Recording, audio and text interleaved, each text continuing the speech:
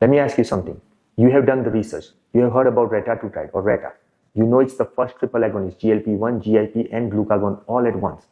You know the trial data is extraordinary.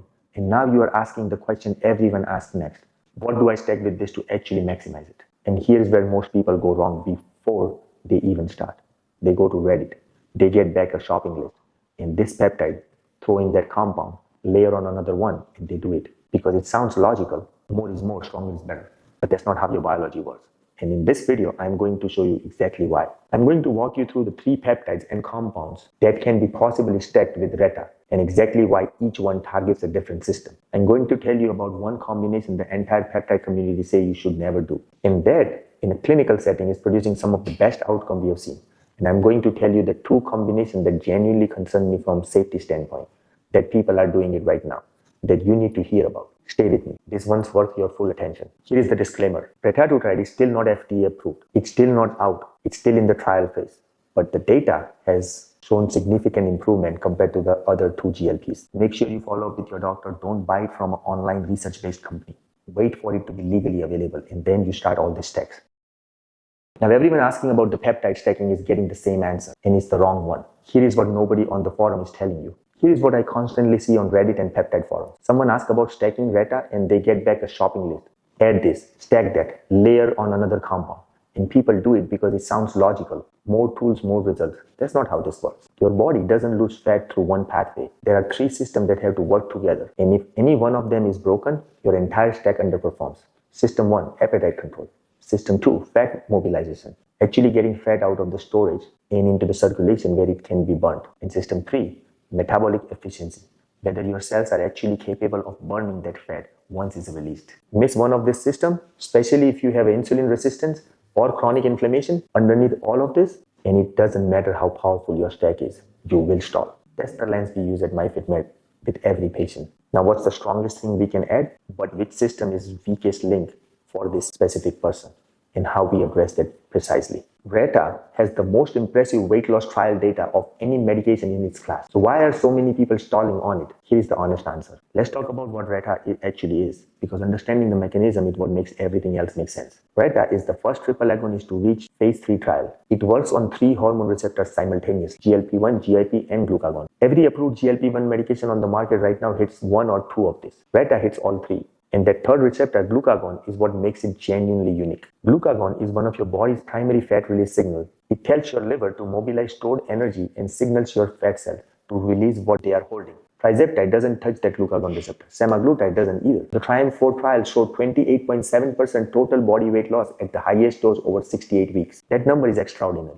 Nothing else in this class comes close to that fat mobilization side. But here is the trade-off. And this is where a lot of patients hits a wall that nobody prepares them for. I have watched it happen repeatedly. Someone is on tirzepatide doing well, gets excited about Reta, makes the switch, and then progress slows or stop entirely. Not because the medication failed, because their appetite control dropped off. Reta's glucagon activation is powerful, but appetite suppression with Reta varies significantly from patient to patient. Some people feel it strongly, a lot don't, especially compared to tirzepatide. And when appetite control slips, people eat slightly more without even realizing it. The calorie deficit shrinks or disappears, and the results stall. I say to every single patient that I see, no medication, not Reta, not anything, overrides a calorie surplus. If you are consuming more than you are burning, you gain weight. Simple. That is the base layer. Everything we do with peptides builds on top of that foundation, not underneath it. Also, this is important. At a higher dose, approximately 21% of the patient in their trial experience paresthesia. That's tingling or numbness sensation in the extremities. That safety signal has appeared consistently across the trial and is being watched closely in phase 3. Reta is not FDA approved. It should be treated with a real caution, proper medical supervision and conservative dosing, especially early. AOD 9604 is one of the most misunderstood peptide in the space right now. Most people using it are making a critical mistake that makes it almost useless. Alright, stack number 1, AOD 9604. AOD is a fragment of human growth hormone, specifically the C-terminal fragment that drives fat mobilization. In our experience, using it with patients does this without the typical growth hormone side effect people worry about. We haven't seen significant blood sugar disruption or problematic water retention with it in our patient population. But here is the piece most people get completely wrong about AOD. And this is the mistake that makes it look ineffective when it's actually not. AOD mobilizes fat. It does not burn it. Those are 2 completely separate biological steps. Think of your fat cell as a locked vault. Insulin resistance is that lock that keeps everything inside. AOD is the key that opens the door and releases the fat into the bloodstream where it can potentially be used as a fuel. But if you don't give your body a reason to actually burn that fat through a meaningful calorie deficit, it just recirculates and goes right back into the storage. Nothing changes. This is actually why some of the early AOD research looked underwhelming.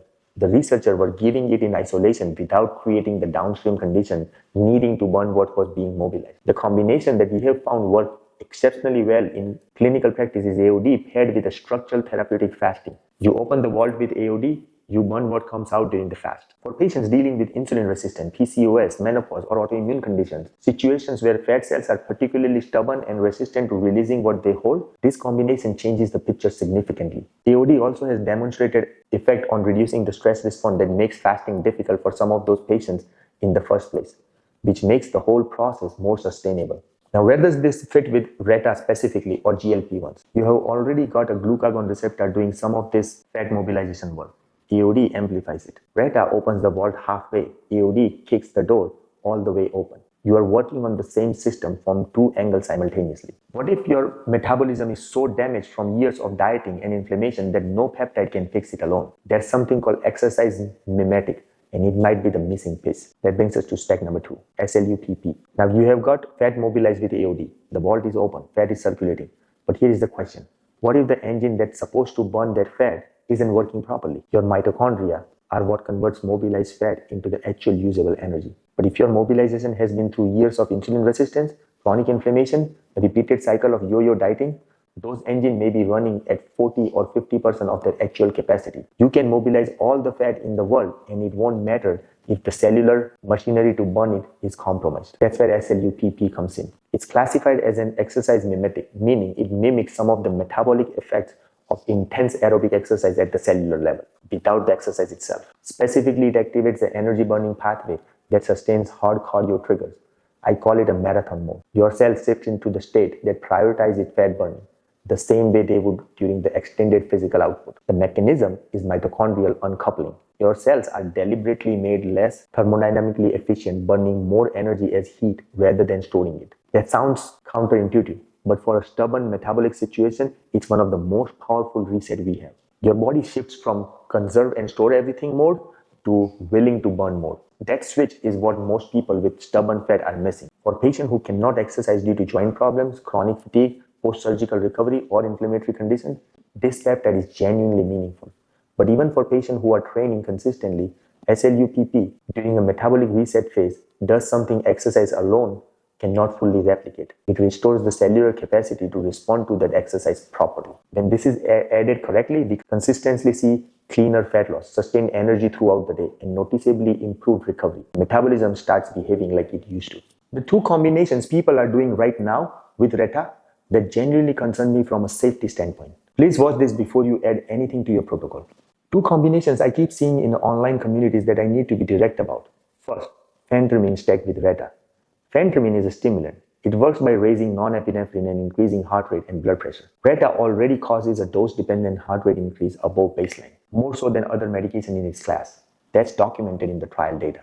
Add a cardiovascular stimulant on top of the medications that's actually already elevating your resting heart rate, and you are creating a real compounding cardiovascular stress from two separate directions simultaneously. This should not be recommended by any medical provider, and you guys should not do it without consulting your medical provider. This is not a bro science. This is a safety issue. Second is the high-dose yohimbine with RETA or any GLP-1. Yohimbine at a high dose, the dose people are typically taking when they are chasing fast loss result, significantly elevates both heart rate and blood pressure. Stacked that on top of the RETA's inherent cardiovascular effect, you are genuinely in a dangerous territory. If you are using yohimbine in any form, it has to be very carefully dosed, started at low amount and monitored, not eyeballed off a supplement label while you are simultaneously on the medication that's already pushing your heart rate up. These aren't theoretical concerns. These are logical conclusions from a known mechanism of each compound. Please take them seriously. Don't base your treatment based on some online forums or online community from all the research-based peptides. If you are sourcing Retatrutide yourself, I'm not here to judge, but there's something about this specific peptides chemistry that makes quality control more critical than almost anything else in the space. If you're going to research peptide route, I'm not here to judge the decision. A lot of people are, but I do want you to be genuinely informed about what makes Reta specifically more complicated than other peptides from a quality standpoint. Reta is a single complex chain peptide conjugate. It's a sophisticated molecule, significantly more complex to synthesize correctly than something like BPC-157 or TP-500. Standard third-party testing can confirm molecular weight, that a compound is present and roughly the right size, but it cannot confirm that the amino acid sequence, the actual order of the building block, are correct. Peptide with the right molecular weight but a scrambled sequence is biologically useless at best and potentially harmful at worst. The FDA has documented seizures of research peptides containing heavy metals, bacterial endotoxins, and incorrect sequence from suppliers that appeared credible. That's not every supplier, but it's enough that this is not a decision to make based on the price or convenience. Certificates of analysis, third-party testing from reputable labs, and supplier reputation are not optional checkboxes when you are injecting something in your body. To keep it simple, you should always follow with the medical provider, and they'll guide you. Be smart about this. The peptide is only as good as the source, and most of the medical provider will tell you to get it from a FDA-approved pharmacy. So please take your health seriously. If this video gave you any value, share it with someone who is on Reta or thinking about it. Because most people in this space are working from forums posts and shopping lists. And there's a better way. I'll see you in the next video. Stay healthy, stay strong, stay informed, and take your health seriously.